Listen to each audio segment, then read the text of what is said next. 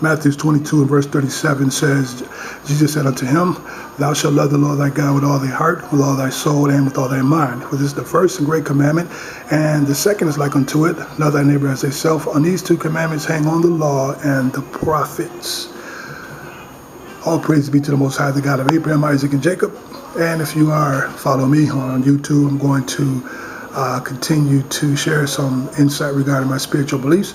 I am a Hebrew Israelite from the seed of Abraham, and my lineage can be traced back to the tribe of Judah. Okay, and these videos are designed just to give you a brief biblical understanding of the scriptures so that you can know who this book was talking to and is talking to today. Now, I know a lot of our modern day local churches like to pick and choose what scriptures they like when it comes to teaching and preaching to their local congregations, but you have to be very careful, as I always say throughout my videos, that how you discern Christ's message and the apostles' writings is very important, because it's not talking to any of our modern day local churches. It's only talking to the seed of Abraham.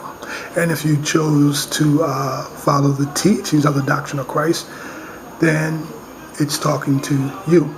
But when it comes to lineage, Christ only came for his people. And that's very important that you understand. Lineage is very important.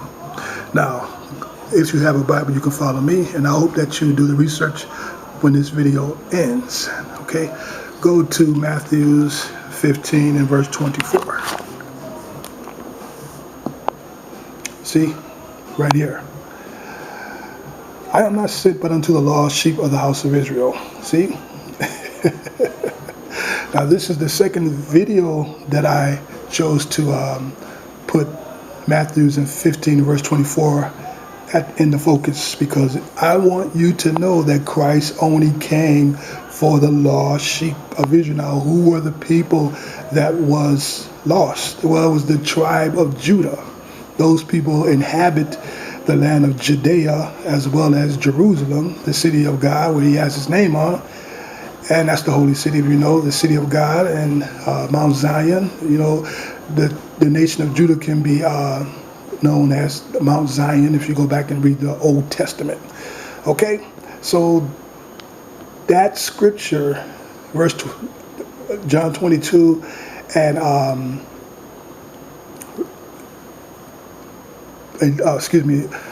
verse 37 was only talking to the lost sheep of Israel. Now I'm going to go back again so you can get a more biblical understanding. See, is Matthew 22 and verse 37. And if you have a Bible, I hope that you are following me. Take these scriptures down so you can pass it on to the next person so they can get a biblical understanding as well. Okay, now Jesus said unto him, he was talking to one of Abraham's descendants. He only came for the lost sheep of Israel. So whenever you hear Christ, when you hear him talking to someone or encountering someone, those people are from the seed of Abraham, and that's who he came for. Jesus said unto him, Thou shalt love the Lord thy God with all thy heart and with all thy soul and with all thy mind. This is the first and great commandment. And the second is like unto it, thou shalt love thy neighbor as thyself. On these two commandments hang on the law and the prophets. So Matthew 22 and verse 37 made it very clear that Christ never came to abolish the law of the prophets. So it sounds like there's still a lot of lies coming out of this religious system when it comes to the law, saying that it was done away with. According to Matthew 37 in verse 27, chapter 22, and verse 40, he said, on these two commandments hang on the law and the prophets. So he made it very clear to the seed of Abraham that